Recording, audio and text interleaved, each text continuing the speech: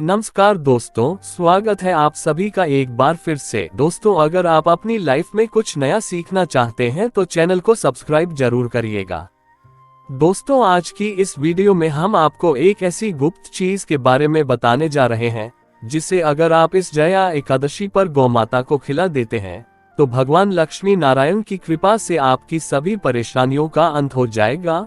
पूरी साल जमकर बरसेगा पैसा, आपको करोड़पति होने से कोई नहीं रोक पाएगा। पूरे साल भर आपके ऊपर धन की देवी मां लक्ष्मी का आशीर्वाद बना रहेगा। दोस्तों, जया एकादशी इस बार 20 फरवरी दिन मंगलवार को है। साल की बड़ी एकादशी के दिन किया गया उपाय साल भर पैसा बरसाने के लिए काफी है। जया एकादशी के दिन चुपचाप गाय को खिला दे। ये एक छोटी सी चीज, करोड़पति भी होंगे करोड़पति, मिलेंगे सभी संकटों और कष्टों से मुक्ति, मृत्यु दंड पितृदोष शीघ्र होगा खत्म। पूरे साल आपके घर में भरे रहेंगे अन्न धन के भंडार, आपकी 7 पुश्ते तक करेगी रुपयों पैसों पर राज। दोस्तों, 7 पीढ़ियों तक बैंक बैलेंस बढ़ता चला जाएगा, दूर हो जाएंगे डैक और सुख आपके पास आ जाएंगे, सुख आपके कदम चूमेंगे। यदि आप 20 फरवरी जया एकादशी के दिन चुपचाप गाय को यह एक छोटी सी चीज खिला देते हैं जो कि इस वीडियो में हम बताने वाले हैं।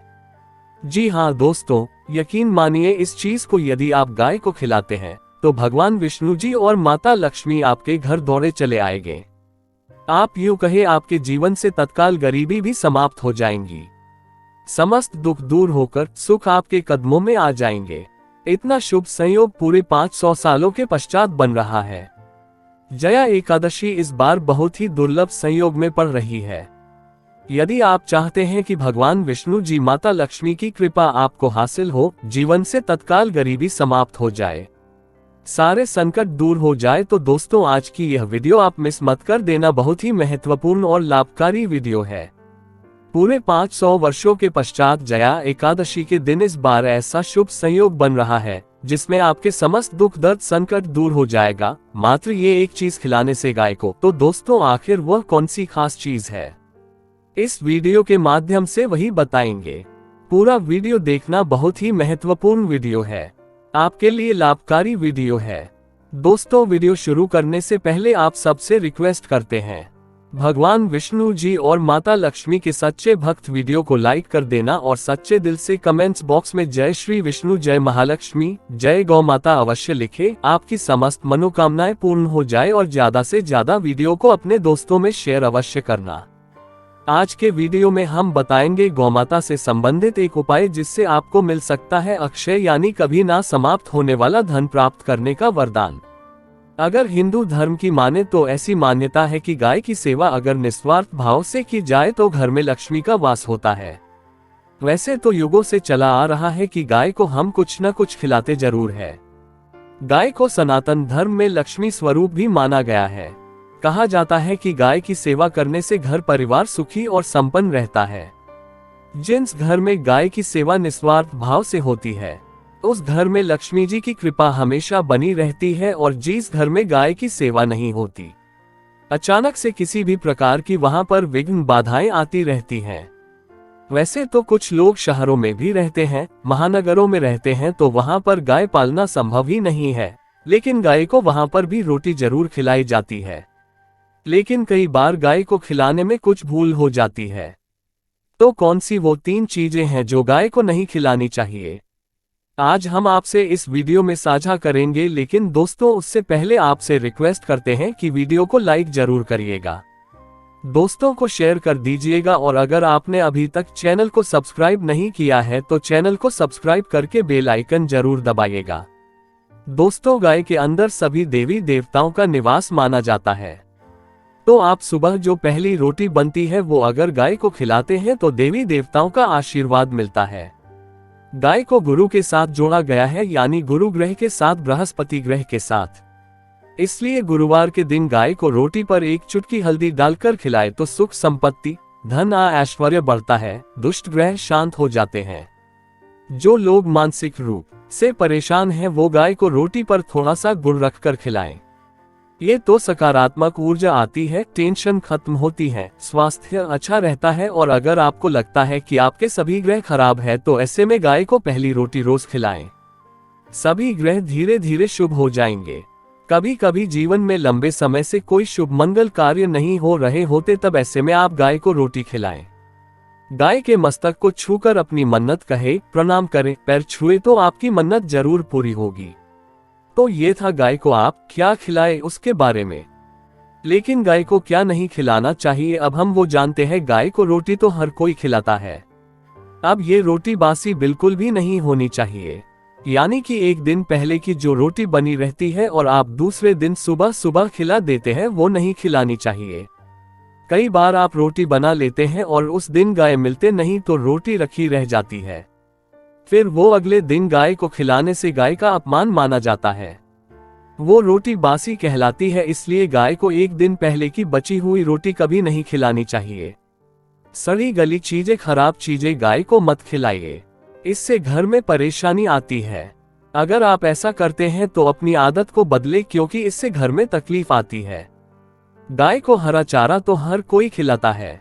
हरा चारा आप खिलाते समय एक बात का ध्यान रखें, गाय को सबसे ज्यादा पीपल का पत्ता लोग खिलाते हैं, पर पीपल का पत्ता आप खुद से तोड़कर मत खिलाइए। दूसरी बात, आप घर में सब्जी लाते हैं तो साग आ जाता है, तो उसमें से अच्छी चीजें तोड़कर रखें। बचा कुचा आप गाय को ना खिलाएं। आप जो देंगे वो गाय खा लेगी, लेकिन थोड़ी सी कुछ अच्छी चीजें मिलाकर गाय को खिला दीजिएगा तो ज्यादा फायदा होगा। गाय को दूध नहीं पिलाना चाहिए। आप दही चावल खिला सकते हैं, लेकिन दूध ताजा हो या बचा हुआ भूलकर भी गाय को मत बुलाइए। तो 3 चीजें गाय को नहीं खिलानी है। एक तो बची खुची रोटी नहीं खिलानी है। कोई भी अनाज बच जाए उसे दूसरे दिन गाय को नहीं खिलाना है। जैसे चावल बच जाता है, रोटी बच जाती है। और आप अगर चारा खिलाते हैं उन्हें तो सड़ा गला मत खिलाइए, और अगर खिलाते हैं कोई चीज तो उसके साथ कुछ अच्छी चीजें मिला ले। और गाय को दूध भी नहीं पिलाना है। ये चीजें बिल्कुल भी नहीं खिलाएं, नहीं तो घर में गरीबी आती है। माता लक्ष्मी आपके घर में वास करना छोड़ देती है। 84 लाख योनियों के सफर करके आत्मा अंतिम योनि के रूप में गौ का रूप धरती है। गाय लाखों योनियों का वो पड़ाव है जहां आत्मा विश्राम करके आगे की यात्रा शुरू करती है। दोस्तों, गाय का कोई अपशगुन नहीं होता है जिससे भूभाग पर मकान बनाना हो। वहां पर अगर आप 15 दिन के लिए गाय और बछड़ा बांध देते हैं तो वो जगह पवित्र हो जाती है। भूभाग से बहुत सारी आसुरी शक्तियां का नाश हो जाता है, क्योंकि गाय में सकारात्मक ऊर्जा का भंडार माना गया है। गाय का मार्ग रोकना, अगर आप कहीं भी जा रहे हैं और गाय माता आपका मार्ग रोक दे तो ये बहुत ही शुभ माना जाता है। गाय और बछड़े का दर्शन एक साथ आपको हो जाए तो आपकी सफलता का प्रतीक माना जाता है। अगर आपके घर के आसपास गौ घूमती रहती है तो इसका मतलब है कि आपके घर से काफी सारे संकट अपने आप ही दूर होने वाले हैं और समृद्धि पूर्वक जीवन आपको मिलता है। गाय के समीप आप अगर जाते हैं तो संक्रामक रोग, कफ, खांसी, सर्दी, जुकाम आदि का ग्रेजुअली अपने आप ही बिना दवाइयों के भी नाश हो जाता है। अगर आपको गाय अचानक से पूंछ मार देती है तो ये बहुत ही शुभ संकेत माना गया है, और काली चितकबरी गाय का ऐसा करना तो और भी ज्यादा शुभ माना गया है। पंचगव्य जो होते हैं वो कई रोगों में लाभदायक है। पंचगव्य क्या क्या हुए? गाय के दूध, दही, घी, मूत्र और गोबर। इन सभी को शरीर की रोग निरोधक क्षमता को बढ़ाकर रोगों को दूर करने वाला माना गया है। ऐसा कोई रोग नहीं है जिसका इलाज पंचगव्य से नहीं किया जा सकता। दोस्तों, आज के समय में लोग गौमाता की पूजा करने के बजाय, उनका सही उपयोग करने के बजाय उनको काटकर मारकर खाना ज्यादा पसंद करते हैं।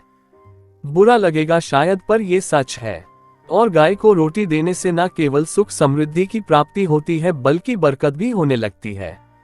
अगर आप गौ को पाल सके तो अच्छी बात, लेकिन आज के मॉडर्न युग में जहां लोगों की शायद खुद की घर में रहने की जगह नहीं है, ऐसे में गौ को रखना थोड़ा कठिन और महंगा हो सकता है।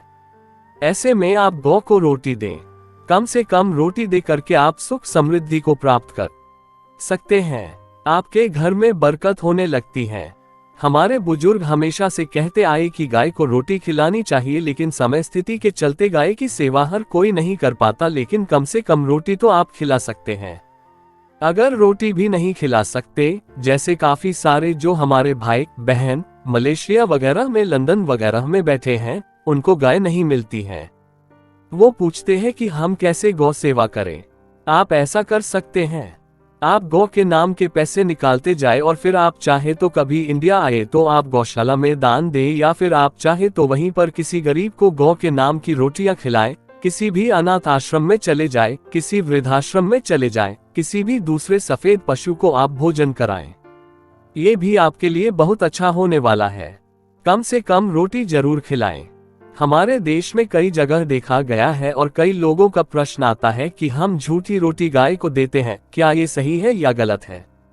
हम झूठा खाना, बचा हुआ खाना गाय को खिलाते हैं, यानी जो बन जाता है वो गाय के हवाले कर दिया जाता है। तो आपको बता दे दोस्तों, रामायण काल में गौमाता को एक श्राप मिला था, उसी की वजह से आज उनके साथ ऐसा हो रहा है। उसी श्राप की वजह से गौमाता में देवी देवताओं का वास होने के बाद भी उनको झूठा खाना पड़ता है। यहाँ तक कि पॉलीथीन सभी खाते हैं। हालांकि ये किसी भी लिहाज से सही नहीं है। आपको बता दे, वाल्मीकि रामायण में सीता द्वारा पिंडदान देकर दशरथ की आत्मा को मोक्ष मिलने का संदर्भ आता है। जो लोग जानते होंगे वो जानते हैं कि वनवास के दौरान भगवान राम, लक्ष्मण और सीता पितृपक्ष के दौरान श्राद्ध करने के लिए गया धाम पहुंचे। वहां श्राद्ध कर्म करने के लिए जरूरी सामग्री जुटाने राम और लक्ष्मण तो चले गए और सामान लेकर नहीं आए। इधर दोपहर हो गई, पिंडदान का समय निकलता जा रहा था। सीता माँ घबराने लगी, तभी दशरथ की आत्मा ने पिंडदान की मांग कर दी। अब गया जी के आगे फल्गु नदी पर अकेली सीता जी मुश्किल में पड़ गई।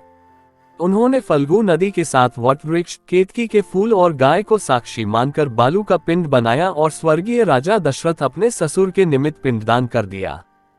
थोड़ी देर में भगवान राम और लक्ष्मण जब लौटे तो उन्होंने कहा कि समय निकल जाने के कारण मैंने पिंडदान कर दिया। बिना सामग्री के पिंडदान कैसे हो सकता है? इसलिए राम जी ने सीता माँ से प्रमाण मांगा। तब सीता माता ने कहा कि जो फल्गु नदी के रेत है, केतकी के फूल हैं, गाय हैं और वट वृक्ष है, जो मेरे द्वारा किए गए श्राद्ध कर्म की गवाही दे सकते हैं। इतने में फल्गु नदी, गाय और केतकी के फूल तीनों इस बात को मुकर गए।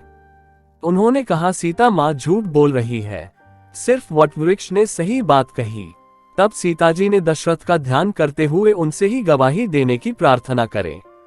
दशरथ जी ने सीता माँ की प्रार्थना को स्वीकार करके घोषणा की कि एन वक्त पर सीता ने मुझे पिंडदान कर दिया।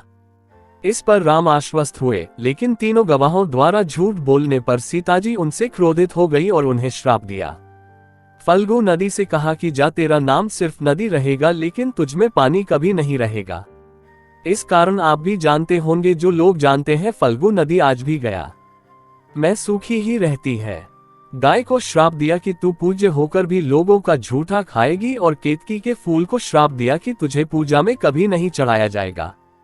वट वृक्ष को सीता माँ ने आशीर्वाद दिया कि उसे लंबी आयु की प्राप्ति होगी और दूसरों को छाया प्रदान करेगा, तथा पतिव्रता स्त्री तेरा स्मरण करके अपने पति की दीर्घायु की कामना करेगी। यही कारण है कि गाय को आज भी झूठा खाना पड़ता है। केतकी के फूल को पूजा से निषिद्ध बताया गया है। फल्गु नदी के तट पर जल नहीं है। सीता कुंड में पानी के अभाव में सिर्फ बालू या रेत में पिंडदान किया जाता है। दोस्तों, शास्त्रों के मुताबिक गौमाता में सारे देवी देवता निवास करते हैं। 33 कोटि देवी देवता और पितर का निवास होता है। अगर आप भी किसी मंदिर में नहीं जा सकते, पूजा पाठ नहीं करते हैं, कहीं जा करके ग्रह दोषों का उपाय नहीं कर सकते हैं, तो आपको गाय को एक रोटी जरूर खिलानी चाहिए। हमेशा कहते हैं, पहली रोटी गाय की अगर आप भी खिलाते हैं तो दुनिया के सारे सुखों को प्राप्त कर सकते हैं। आपने अक्सर ही सुना होगा कि रसोई में पहली रोटी जो भी बने गाय को दे देनी चाहिए।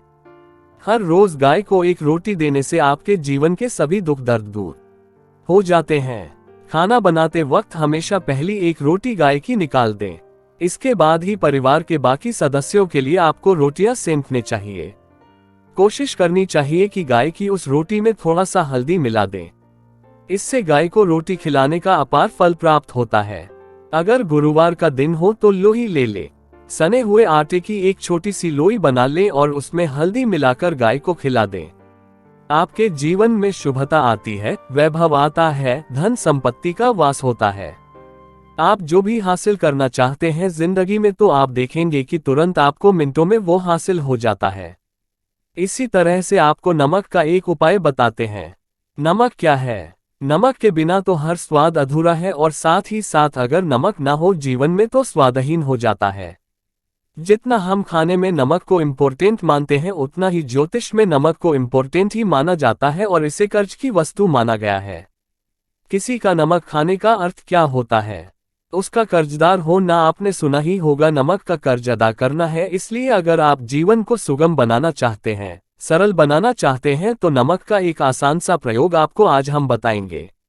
आप देखिए कि कितने आपको पॉजिटिव परिणाम मिलते हैं और इतना आसान है कि इसके लिए आपको अतिरिक्त मशक्कत करने की कोई जरूरत नहीं है। सिर्फ आपको अपने घर में बनी सबसे पहली रोटी लेनी है और उस पर थोड़ा सा नमक रख दें। अब आप पूछेंगे कौन सा नमक रखें, तो सबसे बेस्ट है आप सादा नमक, ढीली वाला नमक, सस्ता नमक जो भी है वो रखें। काला नमक नहीं रखना है, आपको सफेद नमक ही रखना है। तो नमक रख लें और फिर इस रोटी को किसी कपिला गाय को आपको दे देनी है। कपिला गाय यानी सफेद रंग की गाय को आपको खिला देना है। अगर आपको कपिला यानी सफेद गाय नहीं मिलती है तो आप ये रोटी किसी भी गाय को खिला दें। मगर यदि आपको कोई ऐसी गाय दिख जाए, सबसे पहले सफेद गाय को ही खिलाना प्रेफर करें। आपको बता दें दोस्तों, ये उपाय आपकी हर समस्या को जड़ से दूर कर देता है। चाहे आपके घर में कोई बड़ी कलह हो, कोई पारिवारिक वाद विवाद हो, इस उपाय को करके आपके घर में सुख का वास होने लगता है। जो भी धन की कमी हो, बच्चों की पढ़ाई हो, करियर में सफलता हो, सभी मुश्किलें आपके जीवन की दूर होने लगती है। लेकिन गाय को रोटी देते वक्त मन में ऐसा कोई भावना लगाकर रखें कि हम रोटी खिलाते हैं या फिर हम बहुत बड़े दानी हैं। अन्यथा इस स्थिति में पुण्यफल की प्राप्ति होना संचय वाली स्थिति देता है। गाय को रोटी खिलाने से नियम से बरकत के अलावा आप देखेंगे धन संपत्ति में दिनों दिन बढ़ोतरी होने लगती है और आपके घर के ग्रह दोषों से आपको मुक्ति मिलती है। अगर आपके भी घर में धन की कमी है तो आपको ये उपाय जरूर करना चाहिए। किसी भी दिन करें, अगर सावन का पवित्र महीना है तो हर दिन शुभ है। आप जिस दिन चाहे उस दिन से कर सकते हैं और आप देखेंगे इस उपाय को करने से आपके घर से धन की कमी बिल्कुल झट से दूर हो जाती है। तो ये उपाय आप जरूर कर लीजिए। आज के लिए बस इतना ही दोस्तों। अगर आपको यह वीडियो पसंद आया है तो वीडियो को लाइक करिएगा, दोस्तों को शेयर जरूर करिएगा और चैनल को सब्सक्राइब करके बेल आइकन जरूर दबाइएगा ताकि आने वाला नॉलेजेबल वीडियो आपको सबसे पहले मिले। दोस्तों मिलते हैं अगले वीडियो में, तब तक के लिए good day. Thanks for watching my video.